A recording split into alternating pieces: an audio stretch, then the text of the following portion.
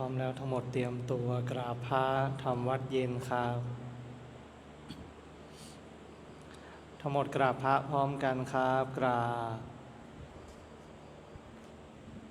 กราบกราบกราบบารมีธรรมพ่อแม่ครูบาอาจารย์ครับทั้งหมดกล่าวคำบูชาพระรัตนตรัยพร้อมกันครับอิมินาสการะพุทธังอภิปูชยามะอิมินาสการะธัมมังอภิปูชยามะอิมินาสการะสังฆังอภิปูชยามะอะระหังสัมมาสัมพุทธอาภิวาเทมิสวากขาโตภควตาธัมโมธัมมังนามัสสามิสุปฏิปันโนภควโตสาวกสังโฆสังฆังนะมามิหันธรรมยังพุทธัสสะภะคะวะโตปุพพภาคณมะการังกโรมาเซนะโมตัสสะภะคะวะโตอะระหะโตสัมมาสัมพุทธัสสะนะโมตัสสะภะคะวะโตอะระหะโตสัมมาสัมพุทธัสสะนะโมตัสสะภะคะวะโตอะระหะโตสัมมาสัมพุทธัสสะพุทธังสรณังคัจฉามิธัมมังสรณังคัจฉามิสังฆังสรณังคัจฉามิทุติยมปิพุทธังสรณังคัจฉามิทุติยมปิธัมมังสรณัง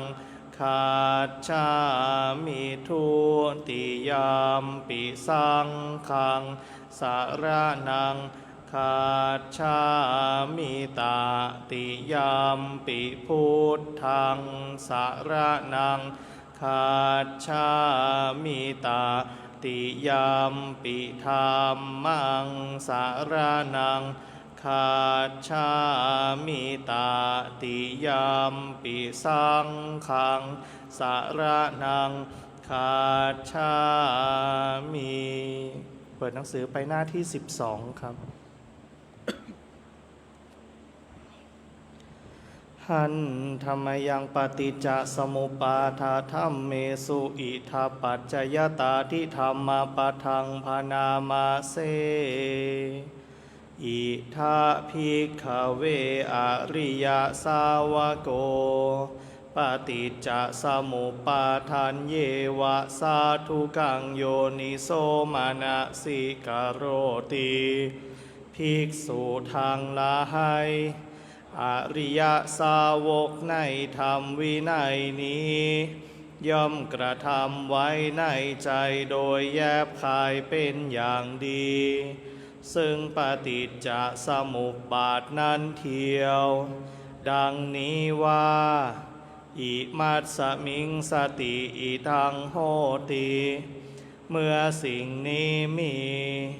สิ่งนี้ย่อมมี อิมัสสุปาทาอิทังอุปัชชติเพราะความเกิดขึ้นแห่งสิ่งนี้สิ่งนี้จึงเกิดขึ้นอิมัสสมิงอสติอิทังนะโหติเมื่อสิ่งนี้ไม่มีสิ่งนี้ย่อมไม่มีอิมัสสนิโรธาอิทังนิรุชชาติเพราะความดับไปแห่งสิ่งนี้สิ่งนี้จึงดับไปยะทิทัง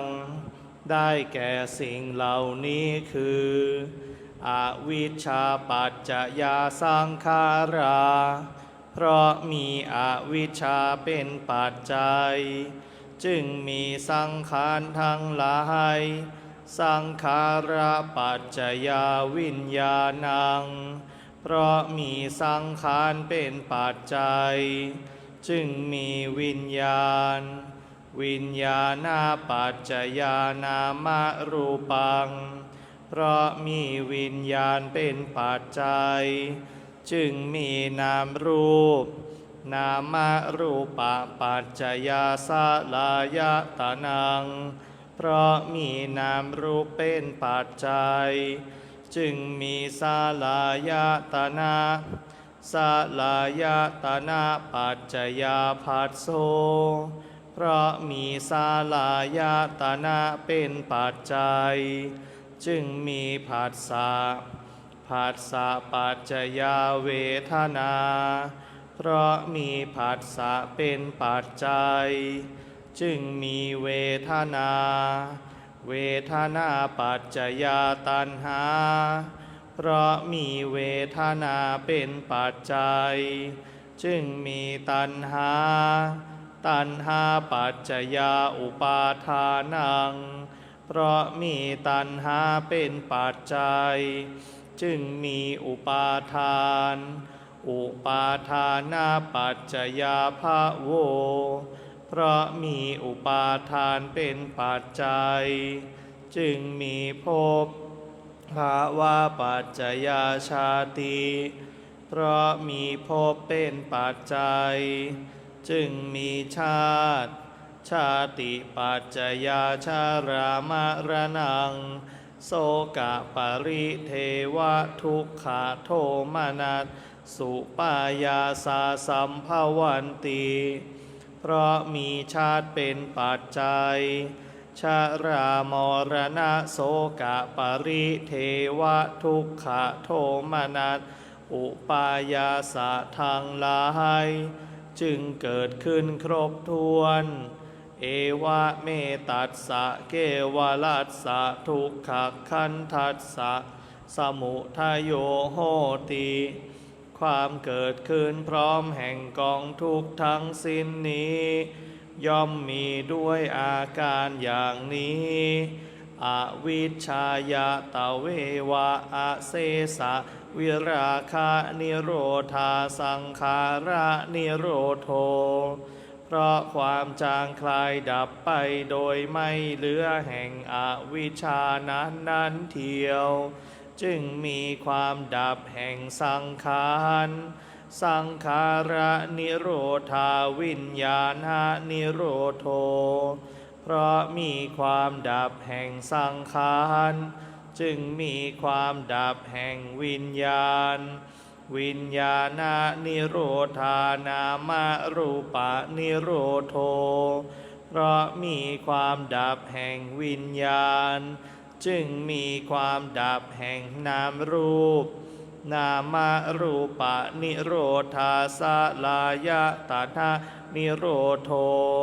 เพราะมีความดับแห่งนามรูปจึงมีความดับแห่งสลายตนะสลายตนะนิโรธาผัสสะนิโรโธเพราะมีความดับแห่งสลายตนะจึงมีความดับแห่งผัสสะ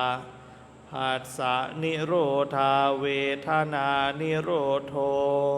เพราะมีความดับแห่งผัสสะจึงมีความดับแห่งเวทนา เวทนานิโรธาตัณหานิโรโธเพราะมีความดับแห่งเวทนาจึงมีความดับแห่งตัณหาตัณหานิโรธาอุปาทานนิโรโธเพราะมีความดับแห่งตัณหาจึงมีความดับแห่งอุปาทานอุปาทานนิโรธาภาวะนิโรโธเพราะมีความดับแห่งอุปาทานจึงมีความดับแห่งภพภาวะนิโรธาชาตินิโรโธเพราะมีความดับแห่งภพจึงมีความดับแห่งชาติชาตินิโรธาชรามรณังโสกะปริเทวะทุกขโทมนัสสุปายาสานิรุชชันติเพราะมีความดับแห่งชาตินั่นแลชรามรณะโสกะปริเทวะทุกขโทมนัสอุปายาสะทางหลายจึงดับสิ้นเอวะเมตัสสะเกวลัสสะทุกขขันธัสสะนิโรโธโหติติความดับลงแห่งกองทุกข์ทั้งสิ้นนี้ย่อมมีด้วยอาการอย่างนี้ดังนี้เปิดหนังสือไปหน้าที่68ครับหน้า68หันธรรมยังมหาสติปัฏฐานธรรมปทังพนามาเสดูกะระภิกษุทางหลายก็ทุกขนิโรธคามินีปฏิปทาอริยสัจเป็นไฉนนี่คือมรรคมีองค์8อันประเสริฐคือสัมมาทิฏฐิสัมมาสังกัปปะสัมมาวาจาสัมมากัมมันตะสัมมาอาชีวะสัมมาวายามะสัมมาสติสัมมาสมาธิก็สัมมาทิฏฐิเป็นไฉนความรู้ในทุกข์ความรู้ในทุกขสมุทัยความรู้ในทุกขนิโรธความรู้ในทุกขนิโรธคามินีปฏิปทาอันนี้เรียกว่าสัมมาทิฏฐิสัมมาสังกัปปะเป็นไฉนความดำริในการออกจากกาม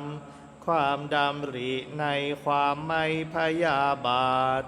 ความดำริในอันไม่เบียดเบียนอันนี้เรียกว่าสัมมาสังกัปปะสัมมาวาจาเป็นไฉน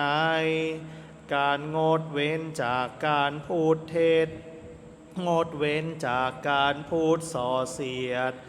งดเว้นจากการพูดคำหยาบงดเว้นจากการพูดเพ้อเจ้ออันนี้เรียกว่าสัมมาวาจาสัมมากัมมันตะเป็นไฉนการงดเว้นจากการฆ่าสัตว์งดเว้นจากการถือเอาสิ่งของที่เขามิได้ให้งดเว้นจากการประพฤติผิดในกามอันนี้เรียกว่าสัมมากัมมันตะสัมมาอาชีวะเป็นไฉนอริยสาวกในธรรมวินัยนี้ละการเลี้ยงชีพที่ผิดเสียสำเร็จการเลี้ยงชีพด้วยการเลี้ยงชีพที่ชอบอันนี้เรียกว่าสัมมาอาชีวะสัมมาวายามะเป็นไฉนภิกษุในธรรมวินัยนี้เกิดฉันทะพยายามปรารภความเพียรประคองจิตไว้ ตั้งจิตไว้เพื่อมิให้อกุศลธรรมอันลามกที่ยังไม่เกิดบังเกิดขึ้นเพื่อละอกุศลธรรมอันลามกที่บังเกิดขึ้นแล้วเพื่อให้กุศลธรรมที่ยังไม่เกิดบังเกิดขึ้นเพื่อความตั้งอยู่ไม่เลือนหายเจริญยิ่งไพบูรณ์มีขึ้นเต็มเปี่ยมแห่งกุศลธรรมที่บังเกิดขึ้นแล้วอันนี้เรียกว่าสัมมาวายามะสัมมาสติเป็นไฉนภิกษุในธรรมวินัยนี้พิจารณาเห็นกายในกายอยู่มีความเพียรมีสัมปชัญญะมีสติกำจัดอภิชฌาและโทมนัสในโลกเสียได้พิจารณาเห็นเวทนาในเวทนาอยู่มีความเพียรมีสัมปชัญญะมีสติกำจัดอภิชฌาและโทมนัสในโลกเสียได้พิจารณาเห็นจิตในจิตอยู่มีความเพียรมีสัมปชัญญะมีสติกำจัดอภิชฌาและโทมนัสในโลกเสียได้พิจารณาเห็นธรรมในธรรมอยู่มีความเพียรมีสัมปชัญญะมีสติกำจัดอภิชฌาและโทมนัสในโลกเสียได้อันนี้เรียกว่าสัมมาสติสัมมาสมาธิเป็นไฉนภิกษุในธรรมวินัยนี้สงัดจากกามสงัดจากอกุศลธรรมบรรลุปฐมฌานมีวิตกมีวิจารมีปีติและสุขเกิดแต่วิเวกอยู่เธอบรรลุทุติยฌานมีความผ่องใสแห่งจิตในภายในเป็นธรรมเอกผุดขึ้นเพราะวิตกวิจารสงบไปไม่มีวิตกไม่มีวิจารมีปีติและสุขอันเกิดแต่สมาธิอยู่เธอมีอุเบกขามีสติมีสัมปชัญญะเสวยสุขด้วยกายเพราะปีติสิ้นไปบรรลุตติยฌานที่พระอริยะทั้งหลายสรรเสริญว่าผู้ได้ฌานนี้เป็นผู้อยู่อุเบกขามีสติอยู่เป็นสุขเธอบรรลุจตุตถฌานไม่มีทุกข์ไม่มีสุขเพราะละสุขละทุกข์และดับโสมนัสโทมนัสก่อนได้มีอุเบกขาเป็นเหตุให้สติบริสุทธิ์อยู่อันนี้เรียกว่าสัมมาสมาธิดูกระภิกษุทั้งหลายอันนี้เรียกว่าทุกขนิโรธคามินีปฏิปทาอริยสัจดังพันนามาชนี้ภิกษุย่อมพิจารณาเห็นธรรมในธรรมภายในบ้างพิจารณาเห็นธรรมในธรรมภายนอกบ้างพิจารณาเห็นธรรมในธรรมทั้งภายในทั้งภายนอกบ้างพิจารณาเห็นธรรมคือความเกิดขึ้นในธรรมบ้างพิจารณาเห็นธรรมคือความเสื่อมในธรรมบ้างพิจารณาเห็นธรรมคือทั้งความเกิดขึ้นทั้งความเสื่อมในธรรมบ้างย่อมอยู่อีกอย่างหนึ่ง สติของเธอที่ตั้งมั่นอยู่ว่าธรรมมีอยู่ก็เพียงสักว่าความรู้เพียงสักว่าอาศัยระลึกเท่านั้นเธอเป็นผู้อันตัณหาและทิฏฐิไม่อาศัยอยู่แล้วและไม่ถือมั่นอะไรในโลกดูกระภิกษุทั้งหลายอย่างนี้แลภิกษุชื่อว่าพิจารณาเห็นธรรมในธรรมคืออริยสัจสี่อยู่ดูกระภิกษุทั้งหลายก็ผู้ใดผู้หนึ่งพึงเจริญสติปัฏฐานทั้งสี่นี้อย่างนี้ตลอด7 ปีเขาพึงหวังผล2 ประการอย่างใดอย่างหนึ่งคือพระอรหัตผลในปัจจุบันหนึ่งหรือเมื่อยังมีอุปาทิเหลืออยู่เป็นพระอนาคามีหนึ่ง7 ปียกไว้ผู้ใดผู้หนึ่งพึงเจริญสติปัฏฐานสี่นี้อย่างนี้ตลอด6 ปี5 ปี4 ปี3 ปี2 ปี1 ปีเขาพึงหวังผล2 ประการอย่างใดอย่างหนึ่งคือพระอรหัตผลในปัจจุบันหนึ่งหรือเมื่อยังมีอุปาทิเหลืออยู่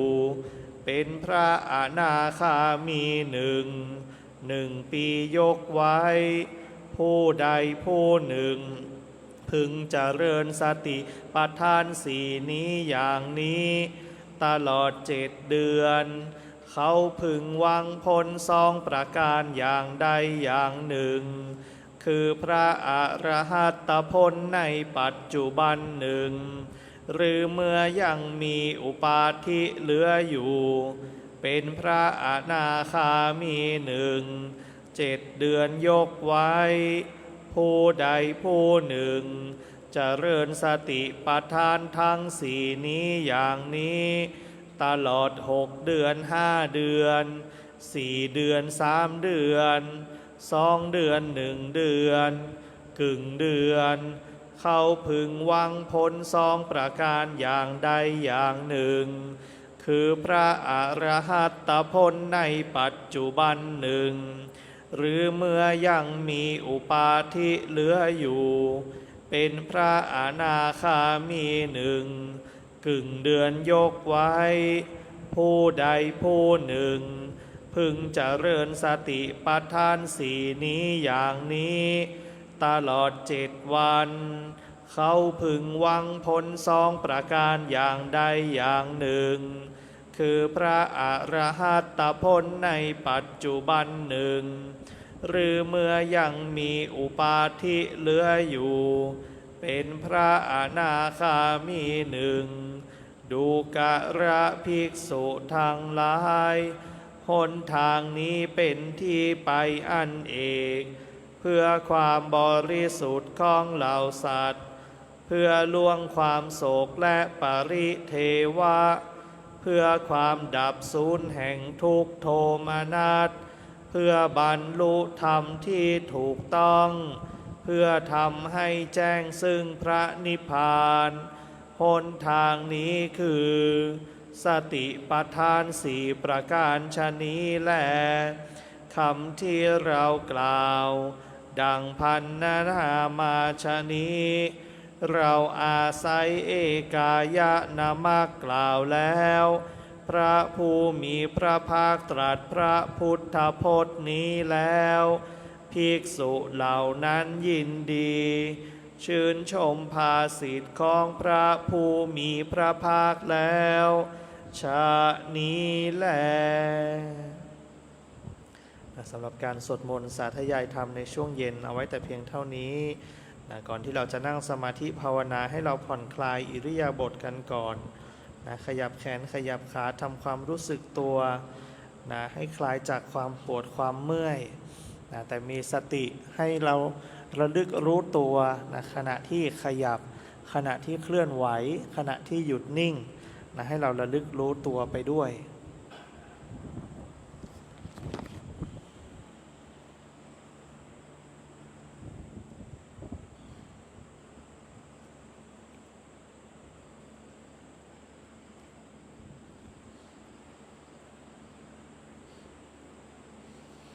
ถ้ากายมันเป็นทุกข์เนี่ยมันทิ้งยากนะถ้ากายมันเป็นทุกข์ทิ้งยากร่างกายมันเป็นสุขนี่มันทิ้งง่ายกว่าฉะนั้นความสุขจึงเป็นเหตุใกล้นะเวลาเราทิ้งนี่ก็คือทิ้งละวิตกวิจารนะละวิตกวิจารที่มีต่อกายต่อใจจิตมันก็จะตั้งมั่นได้ง่ายนะเป็นสมาธิได้ง่ายนะเมื่อเราผ่อนคลายอิริยาบถกันเป็นที่เรียบร้อยแล้วนะให้เราจัดท่าทางจัดท่านั่งนะให้สบายๆนะจะขวาทับซ้ายซ้ายทับขวาจะคูขาเข้านะหรือนั่งในอิริยาบถใดก็ได้นะให้รู้สึกสบายๆผ่อนคลายไว้นะไม่ตึงเกินไปแล้วก็ไม่หย่อนเกินไปนะจากนั้นให้เราอธิษฐานรับพระกรรมฐานพร้อมกันครับ ข้าพเจ้าขอตั้งจิตอธิษฐานด้วยสัจจะวาจาว่าข้าพเจ้าจะเป็นผู้มีสติมีสัมปชัญญะโดยกระทำไว้ในใจว่าข้าพเจ้าจะทำความรู้สึกตัวในขณะหายใจเข้ายาวในขณะหายใจออกยาวในขณะหายใจเข้าสั้นในขณะหายใจออกสั้นข้าพเจ้าจะอดทนอดกลั้นไม่หลงในความพอใจไม่ปฏิเสธความไม่พอใจจะระงับความอยากมีความอยากเป็นความไม่อยากมีความไม่อยากเป็นตลอดการนั่งสมาธิภาวนาอิมังกัมมัฏฐานังอทิฏฐามิอิมังภาวนานังอทิฏฐามิ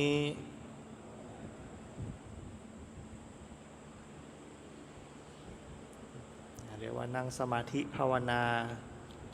นั่งสมาธิก็คือจิต